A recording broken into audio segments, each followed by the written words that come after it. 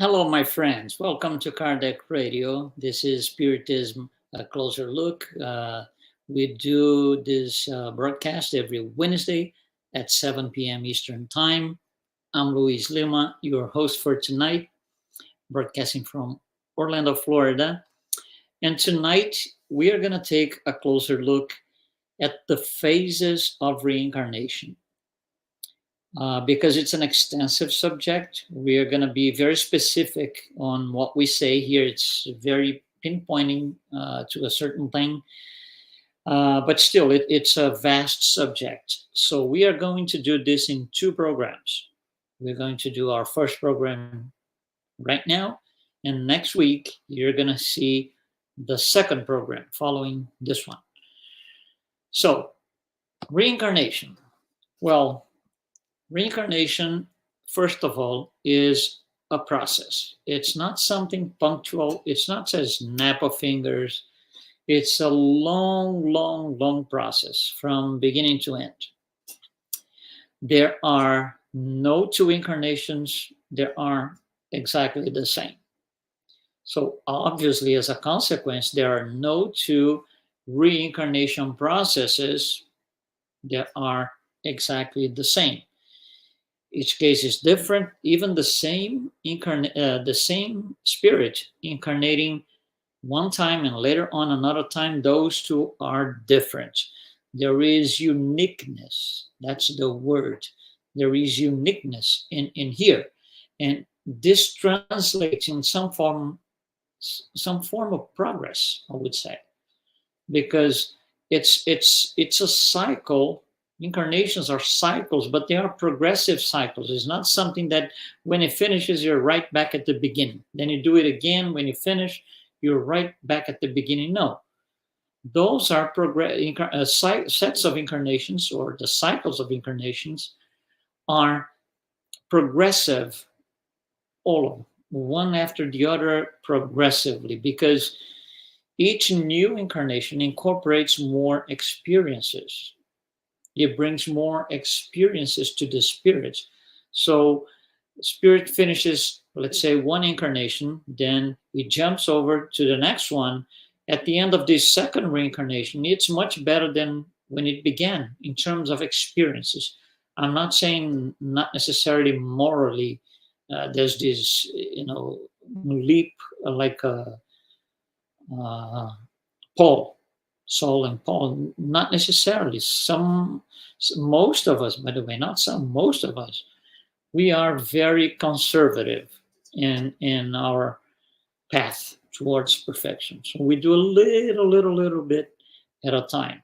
But regardless, at the end of an incarnation, we had many more experiences than when we started. So, in order for a spirit to incarnate, there's got to be some planning. It's not something that you just go, oh, let's go. No.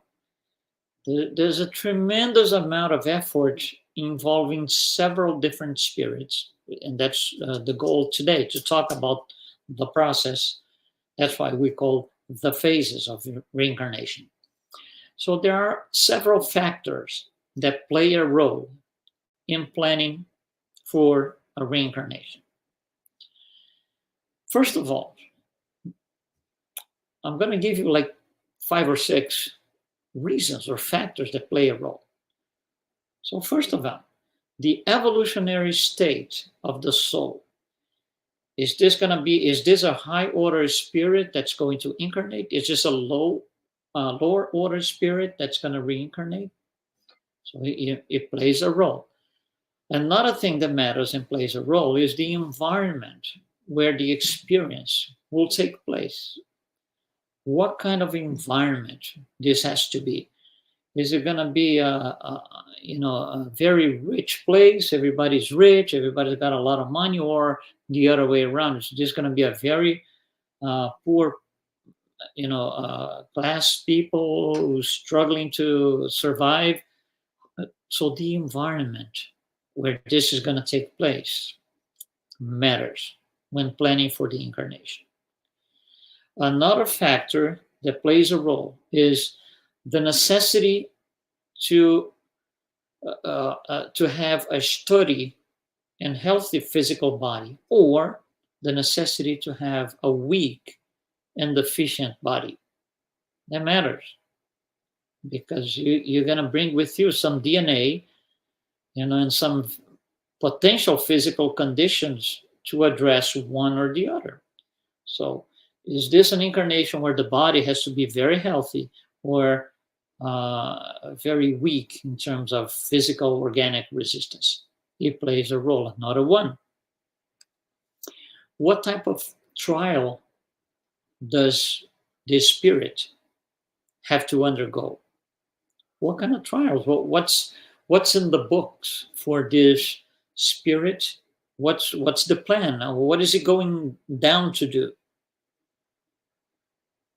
Another one. What are the moral and cultural qualities of the spirits? Where in the spirit scale, which we discussed so many times here, where on the spirit scale is this spirit? Is it down here, a lower order spirit, a higher order spirit? Where is it? Because it will matter. And not only the moral standings, but what is the cultural quality of this spirit? For example, in his last experience, what kind of culture was he inserted in? It matters. All of this matters. And another thing that matters too is the reason, the purpose, the reason for the reincarnation. Is this going to be a mission, which are only reserved for pure spirits like Jesus? Second, is this going to be a mission, or is this going to be a trial? Spirit has to undergo trials, or is this going to be expiation, or a combination of both? So all of this, it's taken into consideration when planning for the reincarnation. You see, we're not even talking about, mother, father, coming down, conception. No. This is way, way, way before. It's the actual planning for the reincarnation. It's like, for example, you're gonna build a building, for example, a building, tall, sky high building. There's a lot of planning. There's engineers, there's architects, and in the very beginning, when they first sit at the table, how are we gonna do? What are we gonna think here? How many floors? How many? Nobody touched a piece of cement. Nobody touched anything. It's just planning. It's mindset planning. It's the same thing here. So the phases of the reincarnation have to, on planning for this, it has to take in consideration all these things that we mentioned so far. So planning the incarnation, which is obviously ahead of time, will produce a proposed general guideline for that spirit. And this could be set by a group of good spirits, advanced spirits, high order spirits, with the spirit that's going to be incarnated. So it's kind of a meeting. Let's discuss here some ideas for your next incarnation. And, on at the end of that discussion, there will be a proposed general guideline for that spirit. And the spirit might say, it's too much for me. I don't think I can do it. It will be, things will be discussed and revised and reviewed. So the spirit has, it can take the best of his ability to do the best possible incarnation he can. And because of this, there is nothing that is fully set in stone. Like, your reincarnation is going to be this. You're going to be this on that day, and then this, and then this. There is no fate in the sense that we know of. Nothing can be changed at all. There's no such a thing. Most spirits, rare exceptions, but most spirits follow their own path once they're incarnated. And they set the pace for the journey. They all have free will. So I can go at a faster pace, at a lower pace, and I can do slightly different than originally planned, but still within, the parameters. It's not set in stone. There is no fate as we know it, that the spirit has to follow, as he put his head down like this and just follow what's going to happen. No. Now, setbacks might occur, or the other way around, good surprises might also occur. So it's not set in stone. Reincarnation brings this overall sense of a moving target. So you have a target. This is what you need to get to at the end of your reincarnation. But things vary during that course. Things go, slightly pen to one side to another side. So it becomes this moving target. No fate as we know it. And like anything else, reincarnation is subject to the law of God, where transgressions have consequences.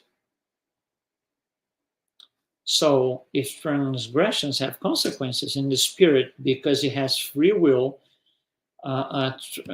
makes a transgression, there will be consequences that could not be foreseen ahead of time, as if it were set in stone. No, it can't.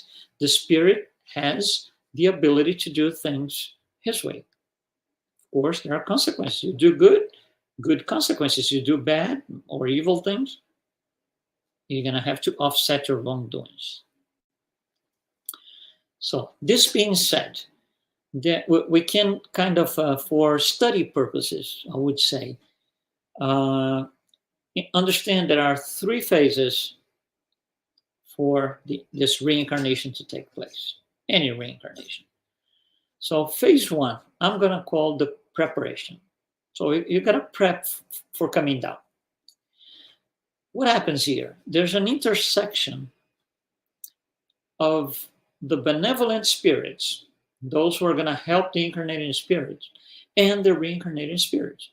So they kind of sit together in a meeting, if you want to understand this way, and discuss ideas and needs for that reincarnation.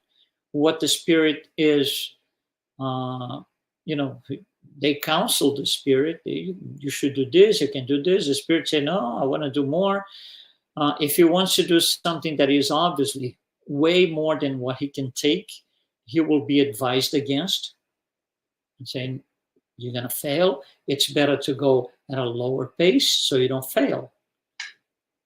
So this is this initial meeting, I would say, this intersection between the group of benevolent spirits helping the reincarnating spirit on to get started on his journey.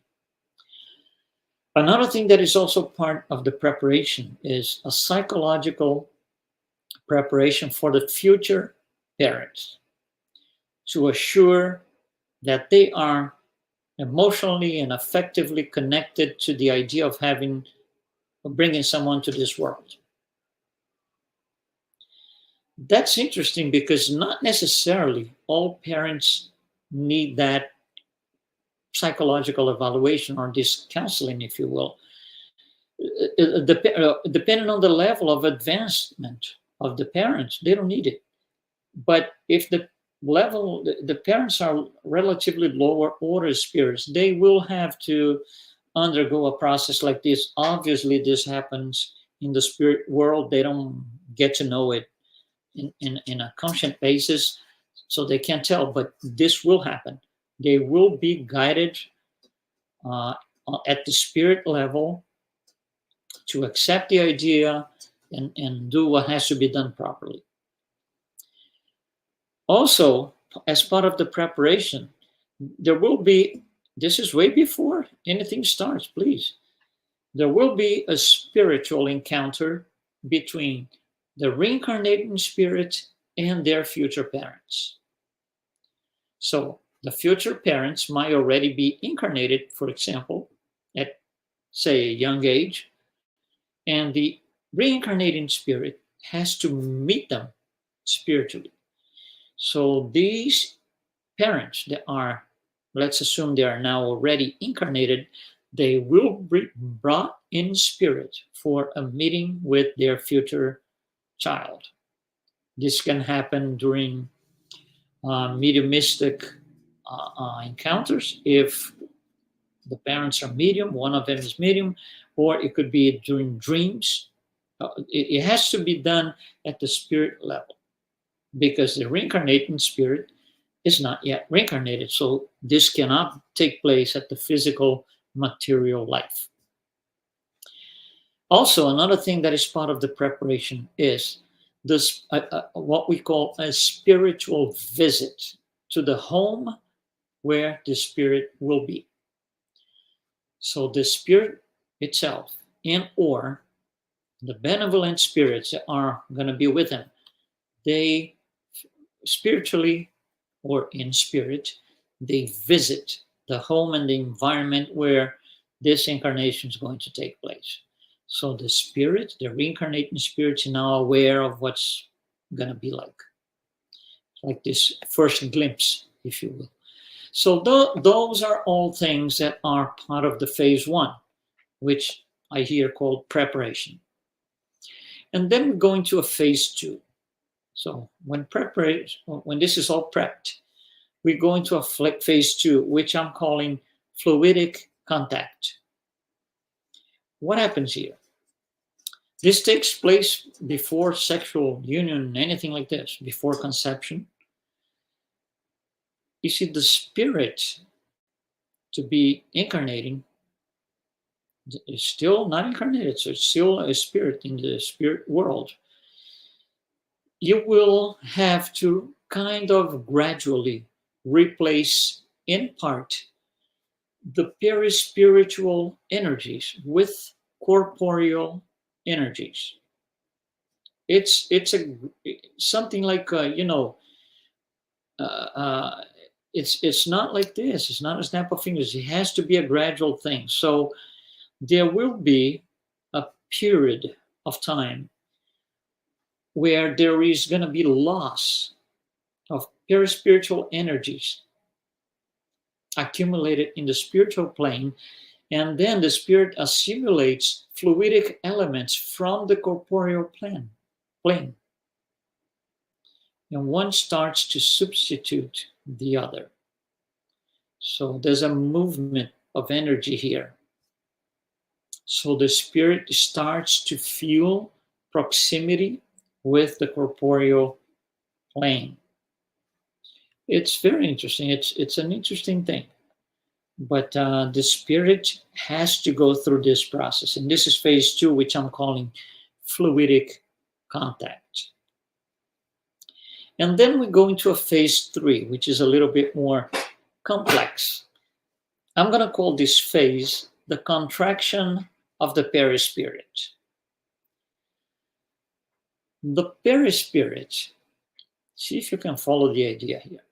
The perispirit must be reduced for proper housing within the mother's body.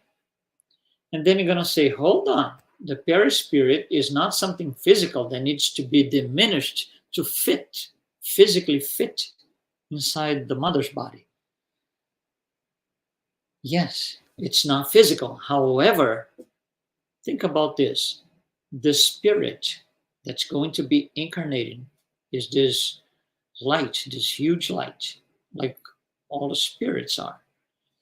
And it has to manage, it has to be able to manage this tiny, tiny, tiny one-cell body when conception takes place. It's like, for example, if you have to put let's say, you have to put a screw on the wall with a, screwdriver. You just do it. You hold the screwdriver, you hold the screw, and you do it. Now, if the screw is very, very, very, very, very little, tiny, tiny, your hands are going to be too big to drive that. So you're not going to be able to do it. It would be ideal if you have small hands, maybe a baby-sized hand. It would be a lot easier. Otherwise, you can't do it.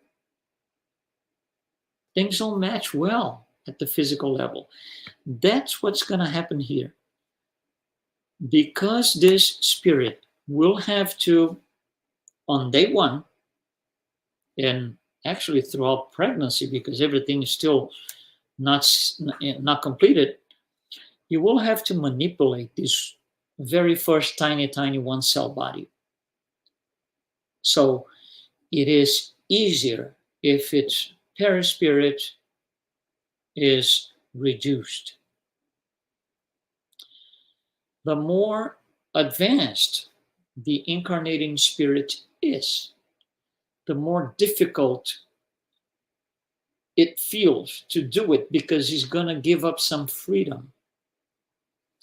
For example, he's going to enter a limited body with limited movements, with limited utilization of the five senses, the body's five senses. So there's going to be a tremendous loss of freedom here. If the spirit is too advanced, that's difficult, very difficult. Now, on the other hand, if the spirit is way down on the scale, a low order spirit, you will settle with less adjustments, because these spirits are they're more prone to material bonds than a spirit that's very, very, very high. It is said that when Jesus had to incarnate, it took him 1,000 years preparing to be able to get into the flesh. Very advanced spirit, pure spirit, all the way on the top of the scale. And interestingly, advanced spirits could even participate in mediumistic meeting during the pregnancy. That's interesting. That's, the ability that they have to do good things, because they're well advanced spirits. Now, the details of the contraction of the perispirit, the physicality and what goes in and out, these details, that's why those will be presented next week. That's why we are breaking this in two. So, about the contraction of the perispirit, we stop here. We'll continue with a full detailed explanation next week. A couple of notes about the phases of reincarnation. Number one, high order spirits can nearly always shape their own physical body.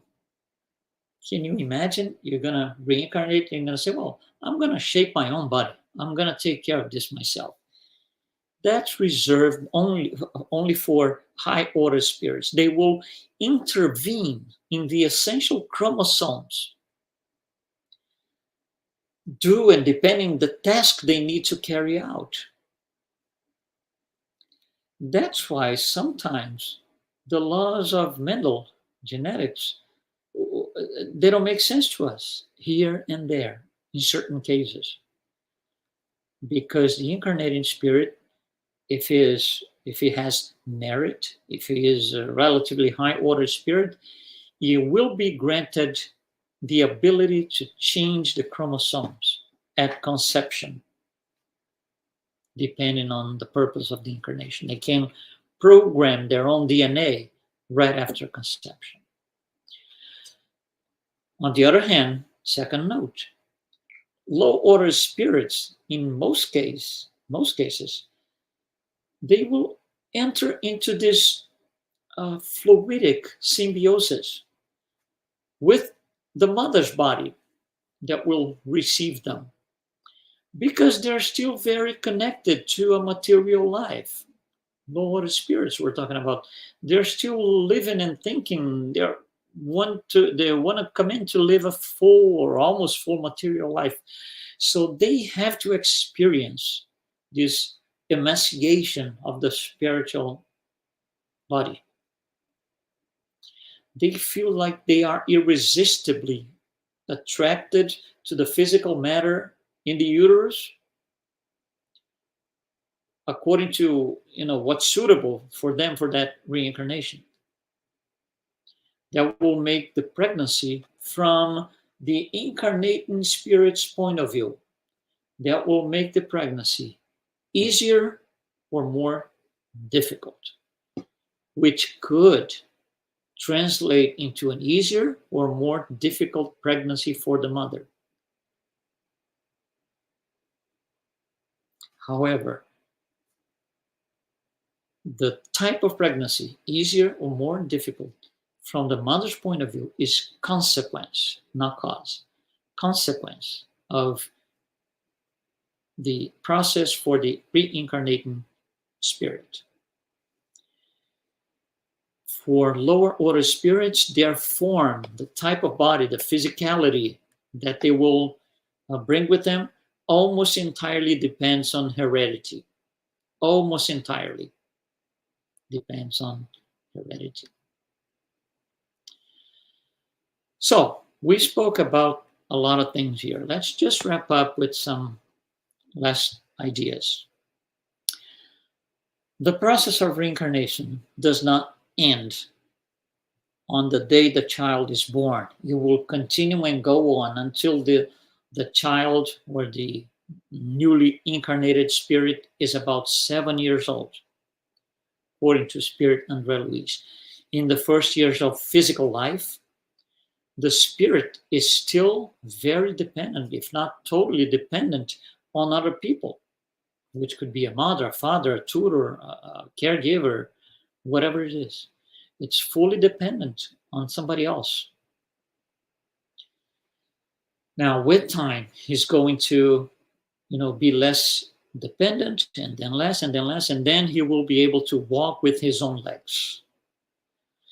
And he will go into his journey fully reincarnated, which is nothing more than an opportunity for self-overcoming.